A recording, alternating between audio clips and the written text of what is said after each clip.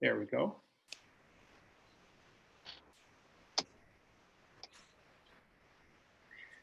Mary Lynn? Have we just gone live on YouTube? Oh, not on the screen I'm on, but maybe I need to go back to your website and click on YouTube again because there we go. Not coming up on the YouTube. Okay.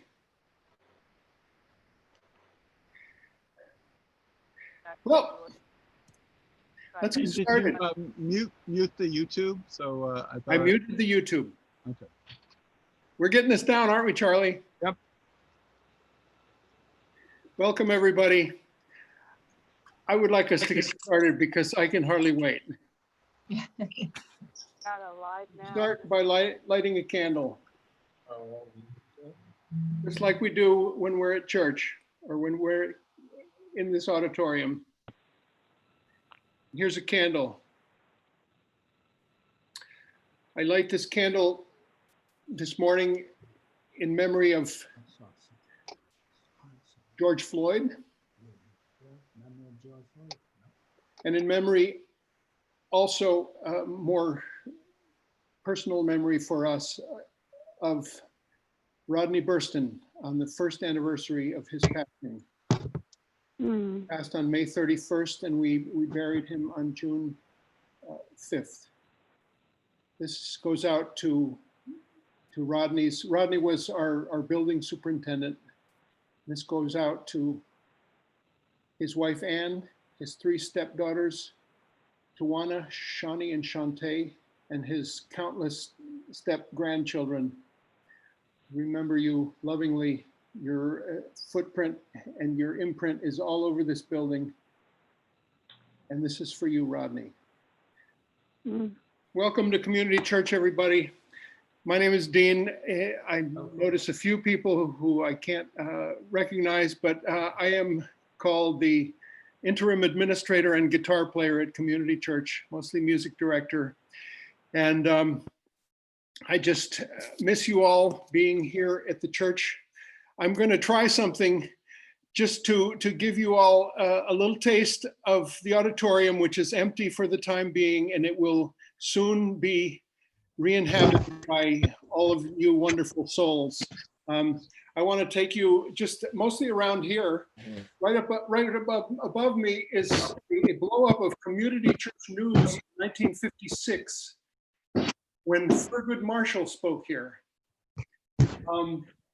Also in this newsletter, which we have blown up on the wall, is a letter from Reverend Martin Luther King when he's telling us, sorry, I can't, it was 1956, I'm sorry I can't be with you this year, I can't speak, I'm too busy, but I remember fondly the many times I attended community church while I was studying at Boston University.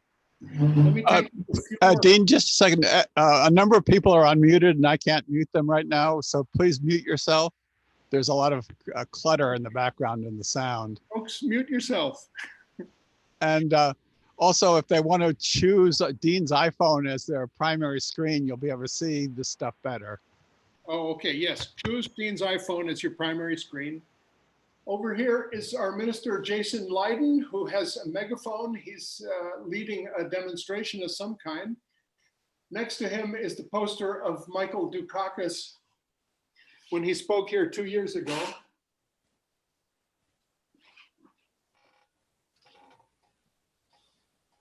Behind us, we have photographs, various photographs. W.B. Du Bois, who spoke many times during the 40s and 50s. Mel King, who ran for mayor of Boston unsuccessfully in 1984 or so. We also have up there, what's her name, Hagopian, one of the authors of Our Bodies Ourselves, who spoke here several times. Cynthia Foster. Here is a poster that our cook Luis Guzman brought from the 4th floor. He thought it should be in the auditorium. It's of Romero. Here we have some flowers. We got this flowers, Jennifer and I, celebrating our return to our house. Folks, we are back in our house after 10 months of being away in a rented house. So that's a happy moment for us. I just thought I'd put that in. And here is the beautiful new banner, community church banner that Crystal Rollins Jackson, our publications manager, has designed for us. So I wanted to take you into the rest of the auditorium, but if we haven't figured out the audio for that, there's a bunch of stuff I'd love to brag about. But mostly I want to just, at this point, do a little reading to start and then introduce Eliza. This is from Eduardo Galeano, and I've been reading this. It's called Children of the Days, and I just pick it. I haven't even thought I haven't even read it yet, but here's what it says for June 7th, which is today. Eduardo Galeano wrote in many vignettes like this. It says, the poet king. Netzahualcoyotl died 20 years before Columbus first set foot on the beaches of America. He was the king of Texcoco in the vast valley of Mexico. There he left us his voice. It breaks even if it be gold. It shatters even if it be jade. It rends even if it be a quetzal's plumage. Here, no one lives forever. Princes too come to die. All of us must go on to the region of mystery. Could it be we came to the earth in vain? At least we leave behind our songs, which is a perfect segue to my introduction. This is just such a moment for, Eliza Gilkyson is with us, and it's just a pleasure and an honor. And she brings with her her dog. What's his name? That's Pearl. She's Pearl. Pearl's hanging out. Yeah. Come here, Pearl. Come here, Pearl. Eliza has been the soundtrack of my life and my car for more years than I can imagine. I asked my wife, Jennifer, what should I say about Eliza? And she said it, she summed it up. Eliza is an old, wise soul with an open, full heart. You can find out all about Eliza through her YouTube record, through all of her many recordings. It's just a vast body of wonderful work that I can't say enough about. And she was going to be one of our 100th anniversary concerts. This is not quite the same as live, but it's the best substitute we can come up with. And it's a darn good one, because I am welling up with emotion to introduce Eliza for a couple of songs, and then we're going to do a little bit more churchy stuff, and then we're going to hear a full set of Eliza. Thank you, Eliza, for agreeing to be with us. It's just a pleasure to have you. It's great to be here, and I was sorry to miss out on being part of your anniversary, and it's a venerable organization, a venerable church, so I'm honored to be included. So I'll start with a couple of songs, and then then I'll come back later. So.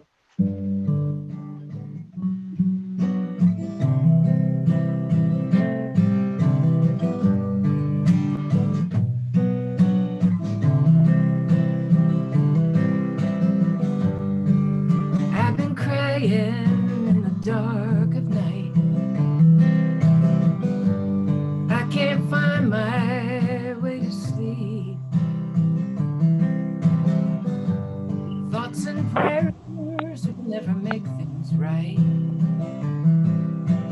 I have promises to keep. I've been hoping there'll be some way through. And all our loved ones will be fine. Well, no one knows what it'll come down to.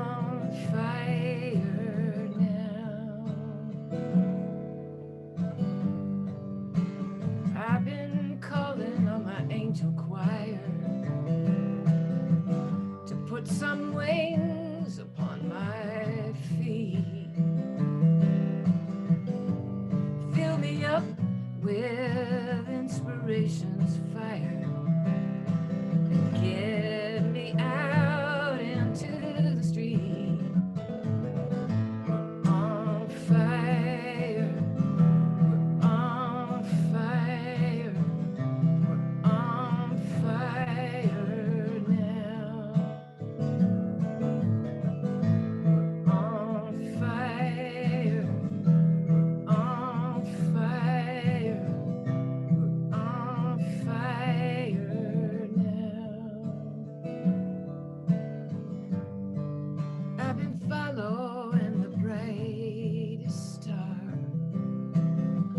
letting my conscience be my guide. 'Cause there's no road map gonna tell us where we are, but the fire of love burns deep inside. I've been crying in the dark of night, with miles to go before I sleep. Well, thoughts and prayers will never make things right, and I have promises to keep. I have promises to keep.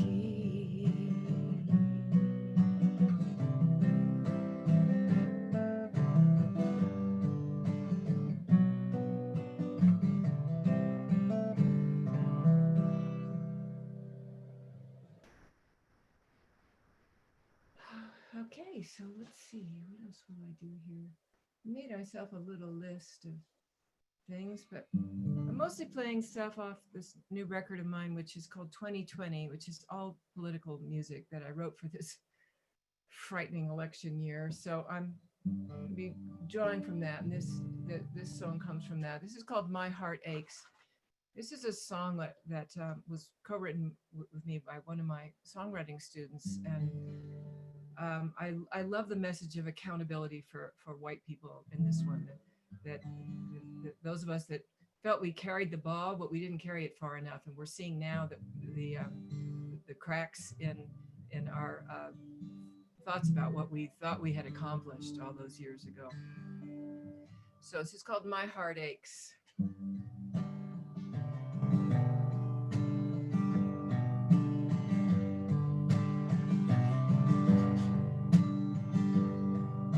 March 50 years and 500 miles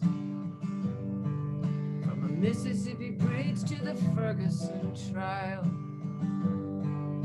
stepping over bodies of other mothers' sons, singing out someday we shall overcome. Well, my heart aches, my heart aches. March 50 years and so many miles, folded hands and complacent smiles, condemned a generation to circumstance.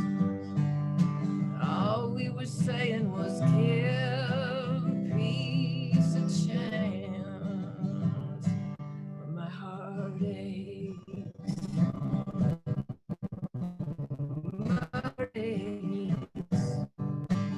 March 50 years and countless miles, ignoring the signs with our own denials, waiting for some others to take a stand, to hammer out justice all over this land. Well, my heart aches, my heart aches, for the children locked in cages, far away where no one sees, for the helpless and the hopeless, for the homeless refugees. My heart aches, for the voices who've been silenced at the mercy of our greed, for the prisoners of conscience who speak out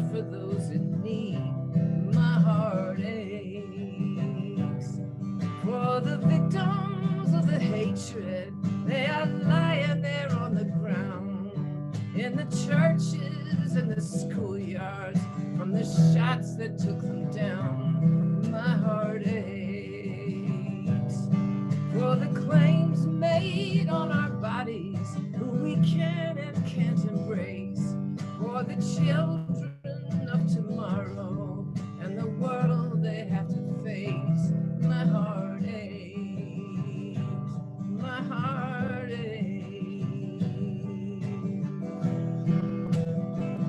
my heart aches, my heart aches.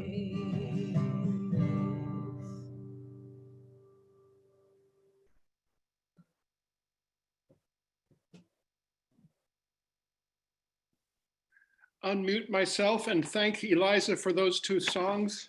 I want to do a reading that we found recently in the archives of this church, and invite you to go to our YouTube channel. It's called Community Church of Boston Official.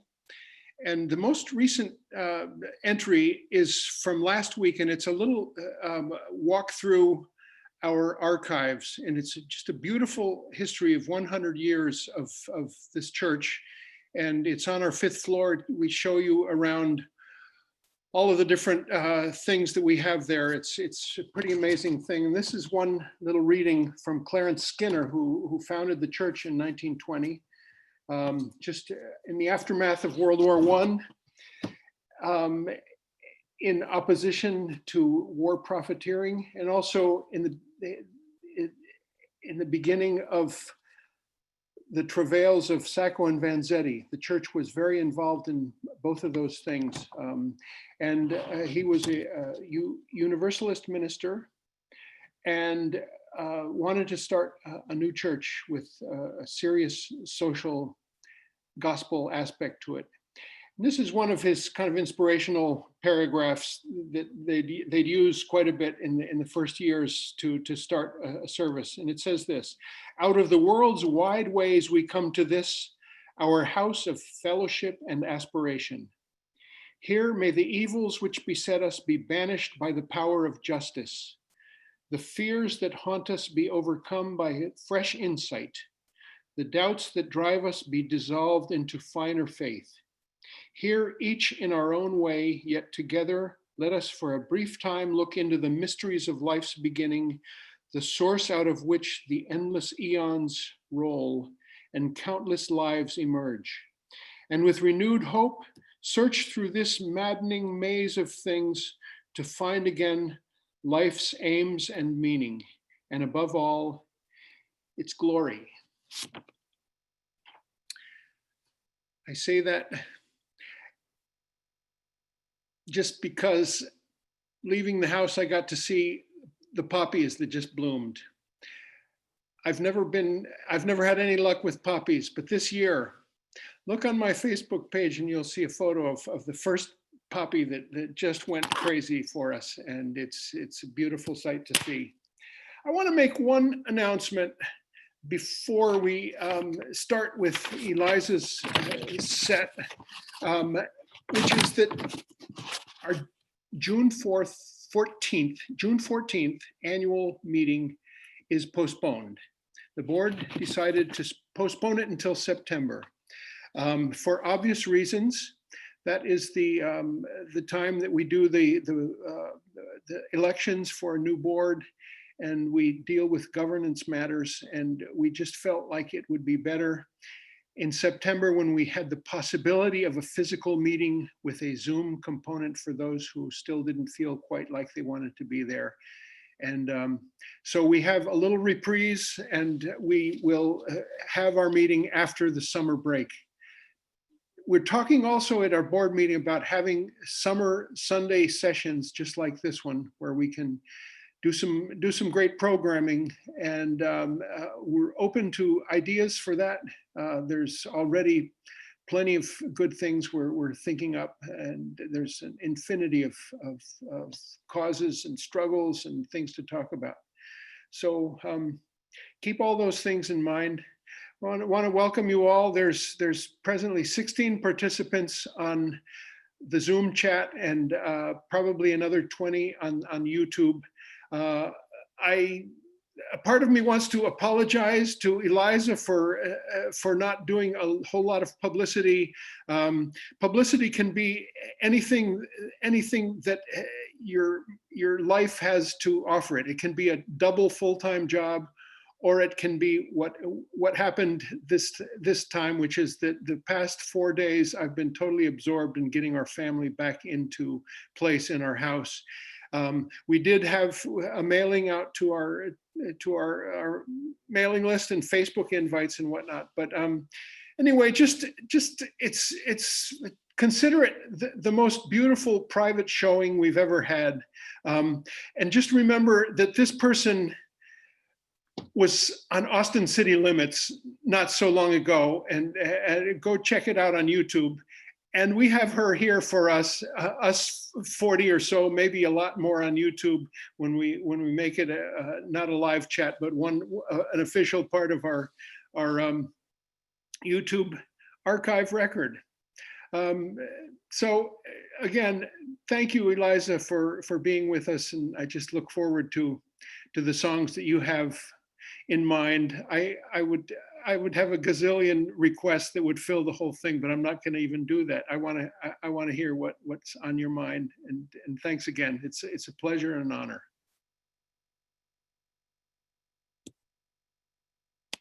Stick with stuff from this new record, but I thought I would do something from the maybe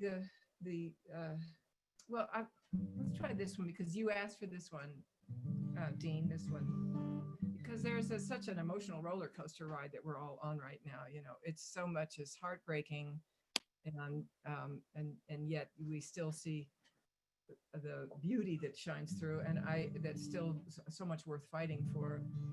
And also because I'm not a religious person, but I do like to write about that power, that great power that's greater than we know, and everybody has whatever they want to call that power. It could just be the power of the best part of yourself. But I wrote this song, and I very purposefully never said who it was the thou, and the thou art with me. That's up to each individual, but this is called Sanctuary.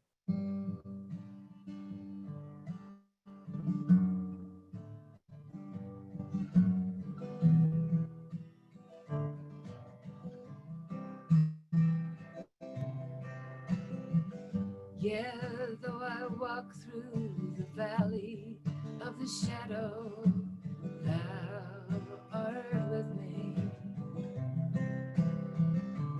Though my heart's been torn on fields of battle, thou art with me.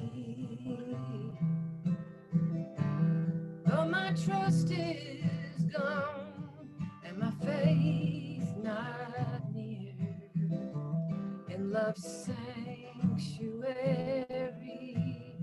thou art with me. Through desolation's fire and fear's dark thunder, thou art with me. Through the sea of desires that drag me under, thou art with me. Though I've been traded in like a souvenir in love's sanctuary, thou art with me.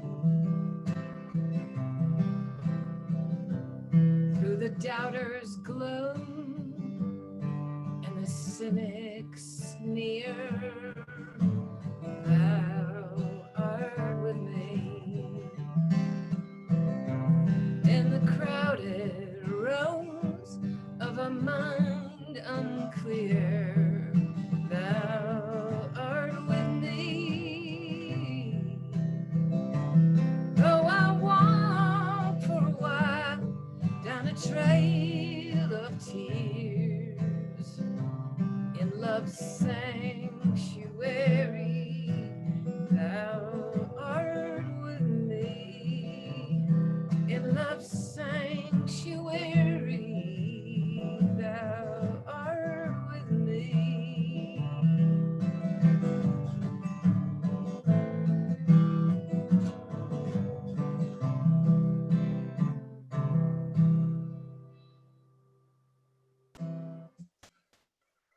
well, let's see.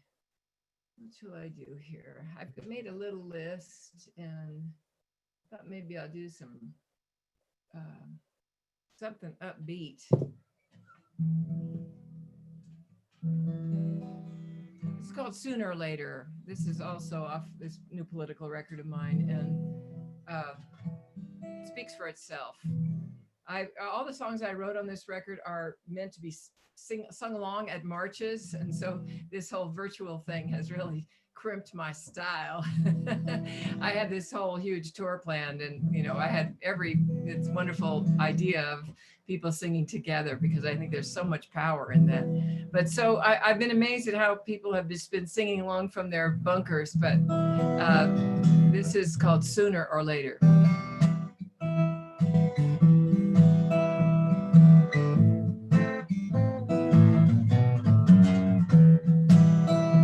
We've been under their thumb for a long, long time. They give us just enough water, just enough wine, just enough crumbs, $1 and a dime, just enough hope to keep us towing the line. But sooner or later, sooner or later, sooner or later, it's a natural fact. Gonna rise up, gonna take it all back. Well, they keep us separated by the shade of our skin. The dark ones relegated to the bottom of the bin. And woman was created to put out and to give in. The game is rigged and weighted, so you're never gonna win. But sooner or later,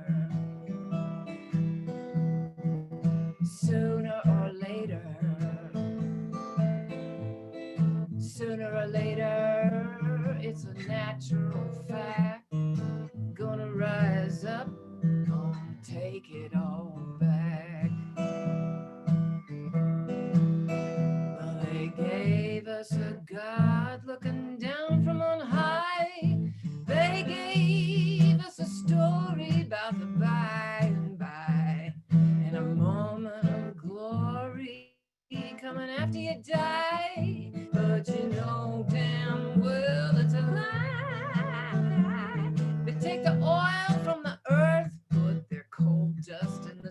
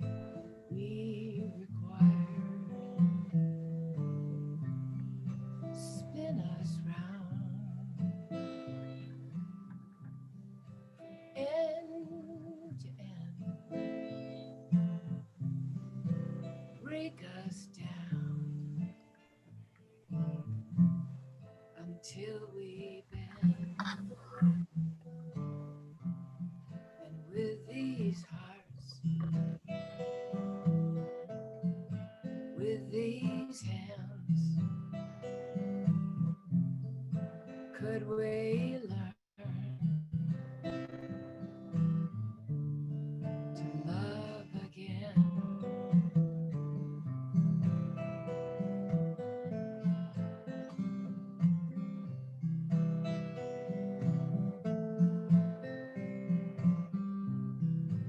Weary world, make us pay, make us beg for one more day, one more day, and one more night, one more chance to get it right. And with these hearts, with these hands, could we learn to love again?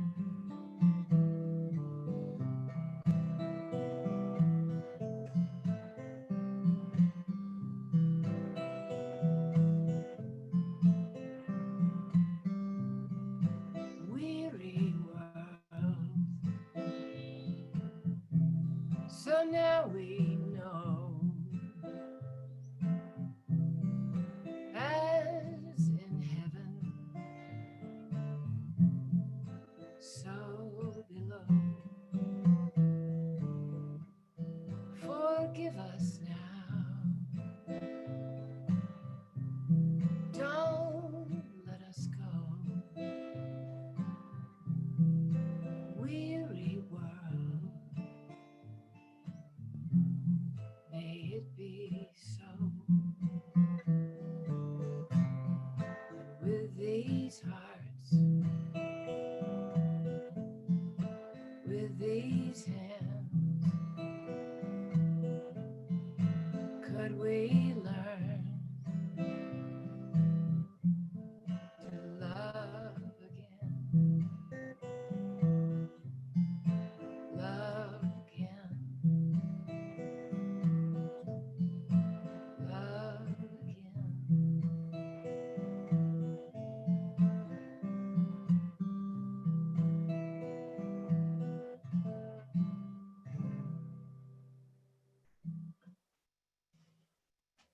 Let's see.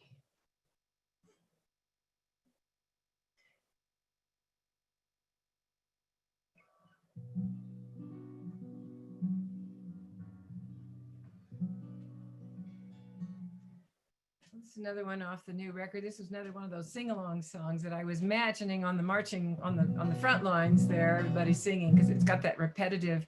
The whole point when you're writing a sing-along song is to make it really easy and not too not complicated. You just want people, you want to make it so people can just jump right in and sing. And so this is called With Peace in Our Hearts.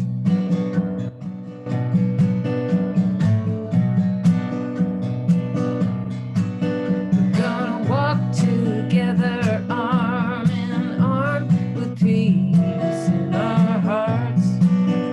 Gonna walk together, arm in arm, with peace in our hearts. Gonna walk together, arm in arms, for sisters and brothers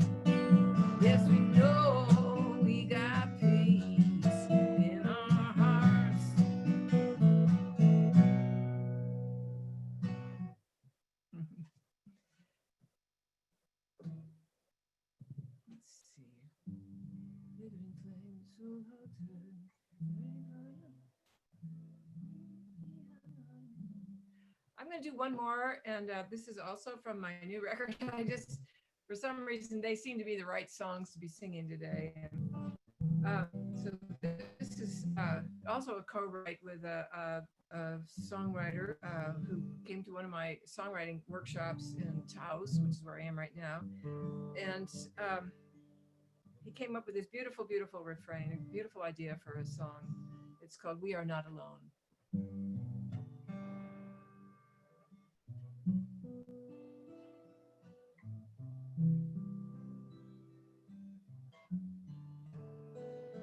A flickering flame, each soul holds high, searching for another kindred spark, step by step, as time goes by, until we find each other in the dark, and we are not alone. We are not alone. We are not alone. Not alone.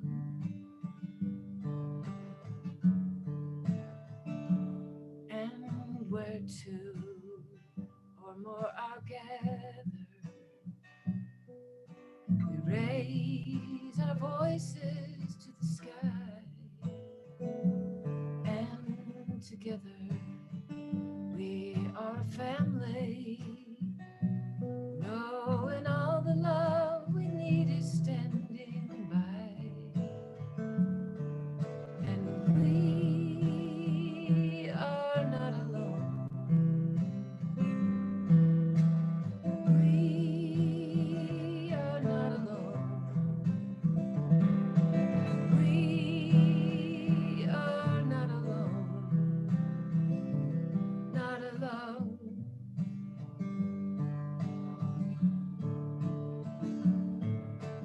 Alone, we're just howling in the night. Alone, till we help each other live in love and stand for what is right. We are conjuring our forces and coming face to face with every fear.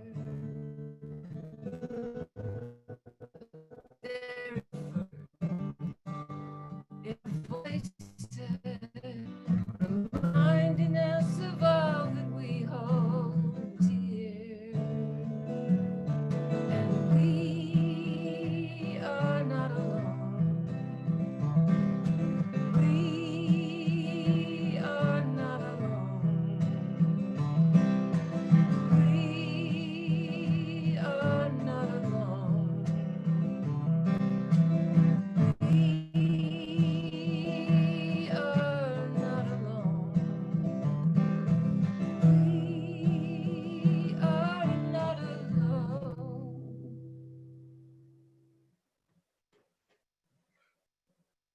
So I hope that's true. People love. Thank you, Eliza. Jim Casteris just came on and there was a big ring on his, so I muted you, Jim, for now, but welcome. And Eliza, We Are Not Alone. And this is such a beautiful set for us, for who we are, and for the world. I want to take this moment to tell you about something Eliza told me about when she live streamed that she has a Shopify site, and you can get her CDs or her downloads there, and other products, I imagine. And I encourage you to go there and find out just the wealth of material that Eliza has given to the world. I also want to talk about this, which is our collection plate. Unfortunately, we can't do this through the internet. There aren't any 3D printers that print money, but we do have a website that you can use PayPal or credit card, communitychurchofboston.org. We are in need of your help, especially at this moment. I want to share something, which is, let's see, I hope you can see that. This is our front case window that has a poster of Eliza's concert. Can you see it? Yeah. And it has a, unfortunately, I missed the rest of the picture, which is a restaurant on the first floor in Copley Square that is the major source of our income, that is now closed because of COVID. And we are in negotiations with them about rental. And it's a difficult moment for the church because we depend very much on that. So keep that in mind as you navigate your way to communitychurchofboston.org and to Eliza Gilkyson's Shopify site. So I also wanted to segue into our next portion of the presentation. I hope you can join us, Eliza, but if you need to bow out, that's fine too. It's a YouTube, it's 11 minutes long.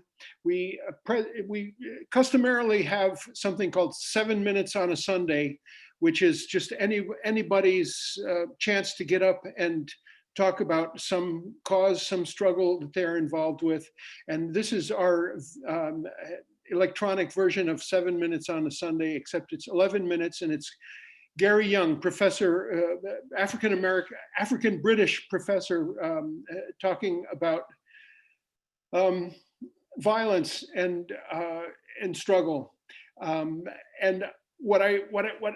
the other part of what's left out of this photo is right next to it, which is the plywood that is covering up the wine store that's next to us that got looted last Sunday night in the aftermath of that beautiful demonstration that happened in Boston in March. But I think this YouTube really will speak to the reasons behind it, and let's watch this YouTube live. It's really powerful. Charlie.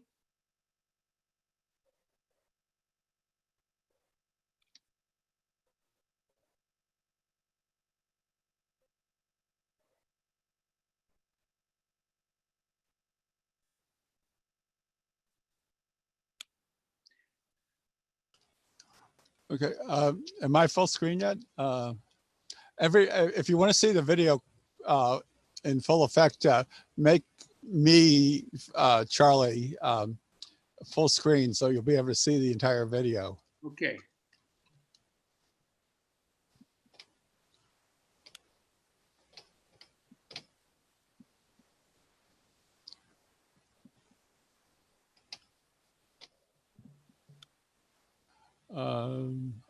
Okay, I think I'm full. Am I full screen now? Not on mine. I don't know how long it takes, but oh well. Is it showing the picture of Gary at the start of the video? No. Okay, you have to make me full screen, Okay. Or make me presenter. Full screen, it just says Charlie. It doesn't show the YouTube yet. Okay. Boy.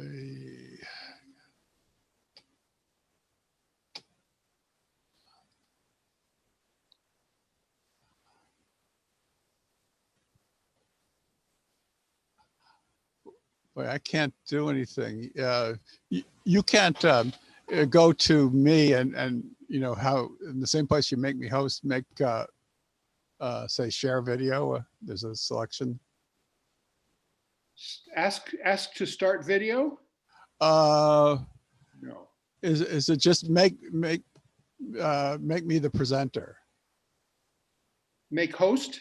Yeah. Yeah. Make me a host then. I just made you host. Okay.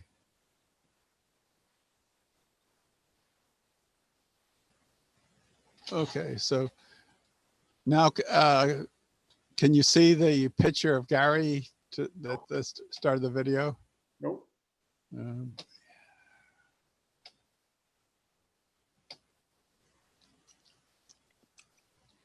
oh, actually, I know what I have to do. I'm sorry.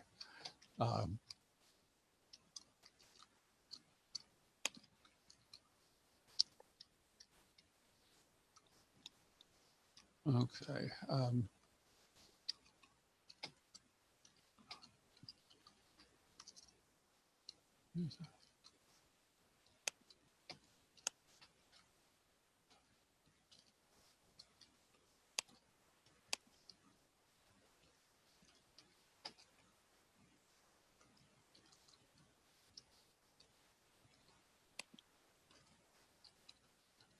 Okay.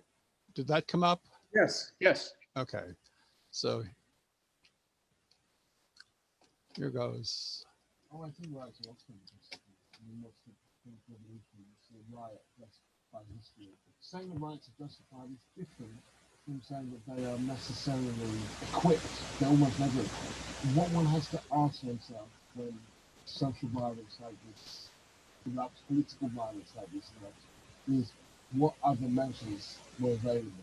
What was their response to the peaceful protests of taking the knee? Well, they took on and taking it out, and they did their best to crush that protest. I don't think that writing to your Congress person is going to fix it. And so this violence is a response to violence. It's not good quoting Martin Luther King at people, unless you're going to talk about his anti-imperialism and the fact that he asked them who owns the oil and who owns the iron ore. He talked about socialism and demand for fundamental root and branch change in American society, and that he himself died vilified and was assassinated. The violence that in the end.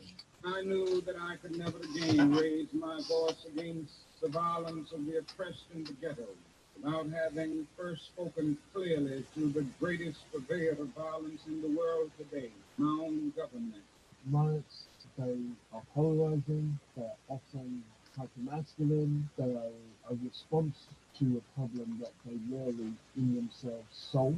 And yet, if you can think of no other way in which black people, in this instance, can live in a society without fear of what happened to George Floyd happening to them on a daily basis, then you have to ask yourself, well, what is the peace that reigned before? Violence as opposed to what? You asked me, whether I approve of violence. And that just doesn't make any sense at all. Violence is a part of America's culture. It is as American as cherry pie. American culture for black people to be violent. And precisely because we are living in violence, that there is always a chance that people may respond to it. They elected a black president. That didn't do. Black Lives Matter grew under a black president. The issue of whether black people can play basketball, football, or baseball, or dance, or sing is not under.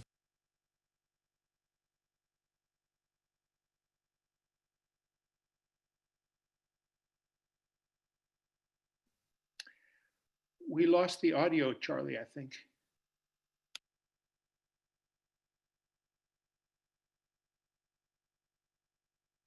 In every other form. So when people refer to the destructive nature of the world and rebellions, they first have to contemplate the destructive nature of what went before, but also the possibilities that are generally opened up by these moments.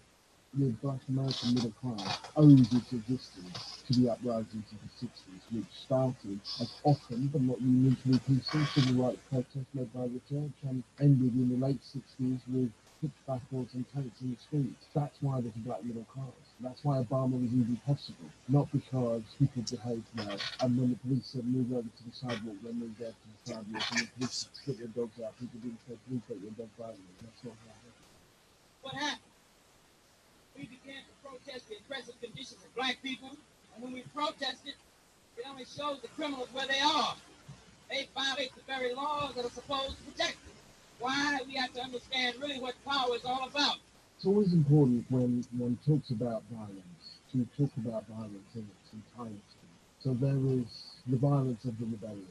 There's no point in pretending that some of that's not there. Then there is the violence of the police force, the violence that actually in many ways precipitated this particular conflict. Then there is the violence of the economy, a violence that means that an African-American man in Washington, D.C. has a lower life expectancy than a man on the Gaza Strip. That too is violence. He's dying early. And then you have the more vicious, blatant violence of the state. So if we go back to the video of the woman in New York who threatens a black man with calling the police because she's got her dog off the leash and he's asked her to put her on a leash. Please don't come closer. Please call the cops. Please call the cops.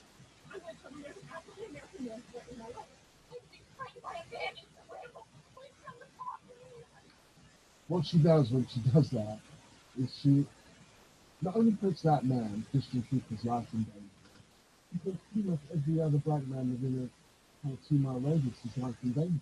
They will ask questions later. There may not be a later, as George Floyd found out.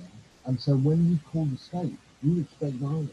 That's why she thought that he would shut up or go away. So it's not really plausible to understand the violence of these rebellions outside of the context of the broader violence that pervades, which is both the violence of the state, incarceration, arrests, disproportionate convictions, and all that kind of stuff. Also the economic violence, which you rarely capture in camera. I think it's difficult to kind of ignore as well the impact of COVID-19. There are all these deaths that are taking place, far more deaths than the police could ever be responsible for, which are kind of not the brazen, but the banal. People dying in their homes, dying for lack of health care, the economic violence of Americana's racial composition showing up in these absolutely obscene disproportionalities between black and white death.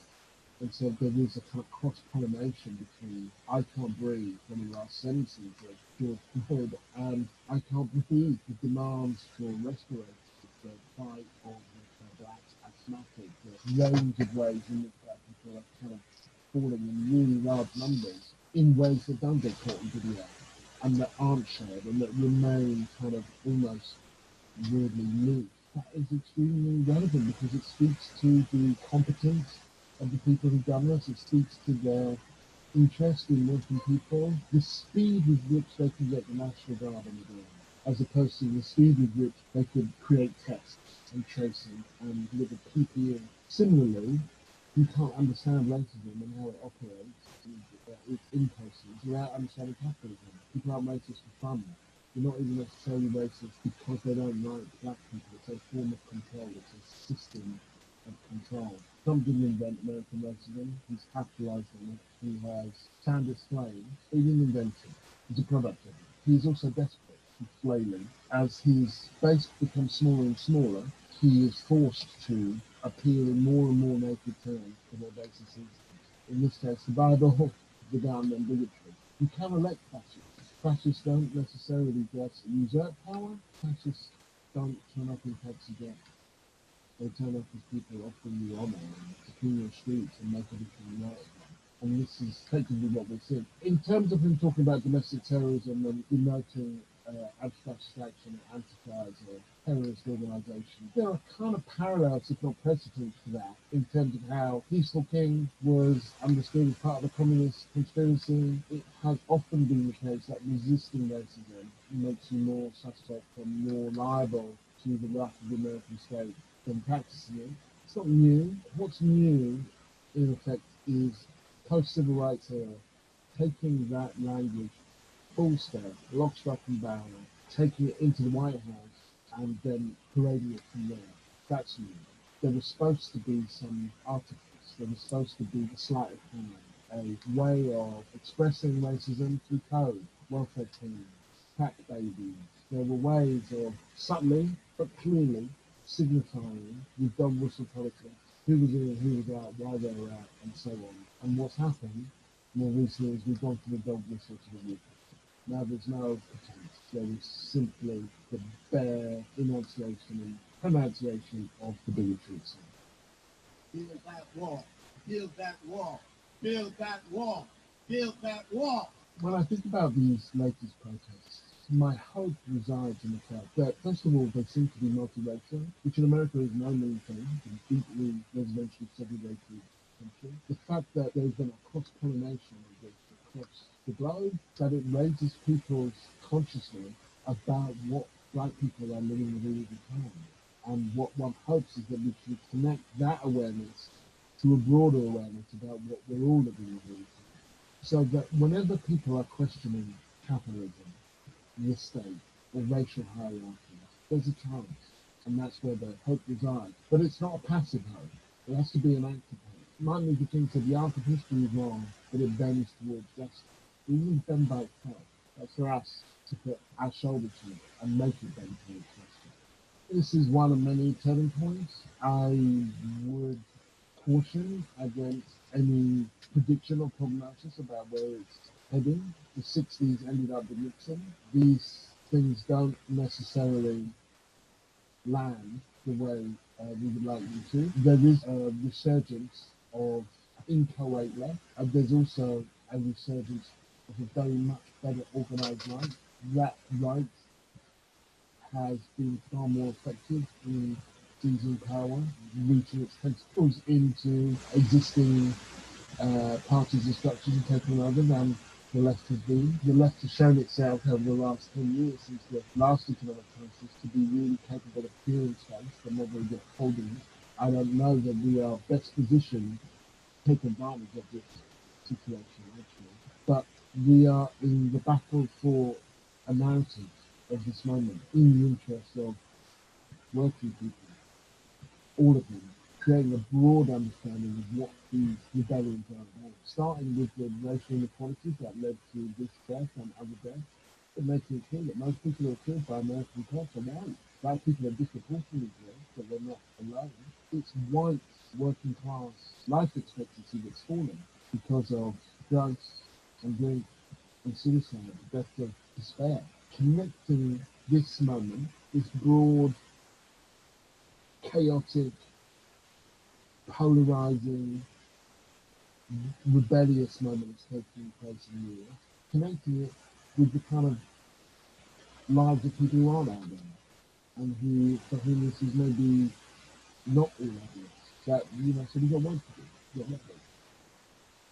If you want to hear alternative voices, then you have to support the kind of people that are broadcasting. Double Down News doesn't have any big backers, doesn't take ads, so if you want to support it, subscribe to Patreon and give it some money. Join the future of journalism, join Double Down News and Patreon.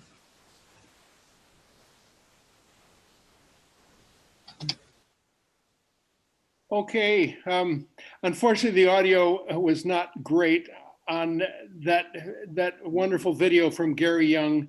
But if folks want to watch it themselves, it really speaks very eloquently to our situation with just incredible, wonderful demonstrations and protests that are going on every day, all week here in Boston and across the country.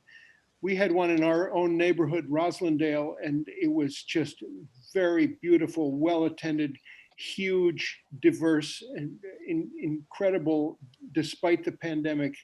But Charlie will put up the link to that video, and I hope you will take it in. And it really gives a lot of sense to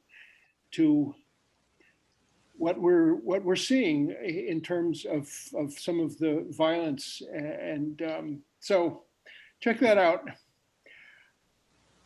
I believe that we are nearing the end of our morning gathering.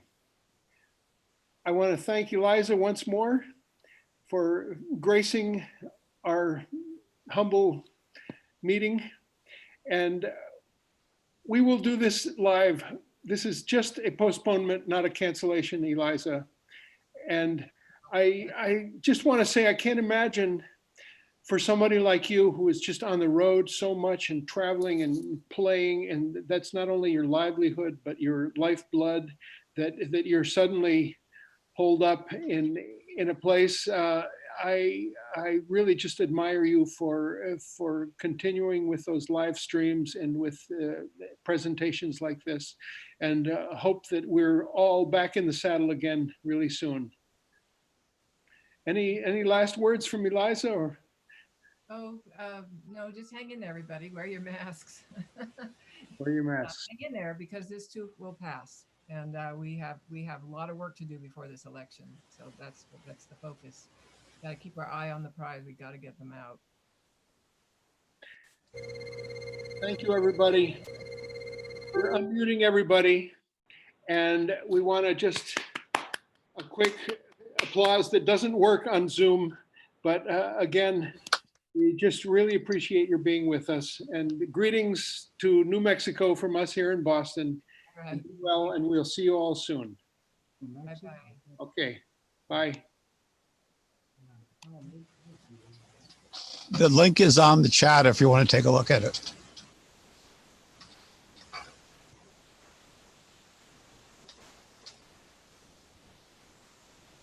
Figure out how to get out.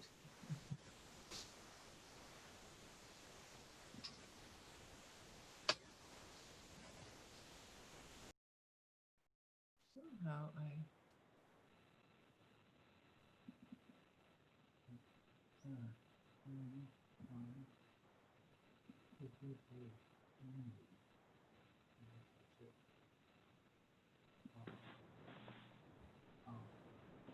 La fini.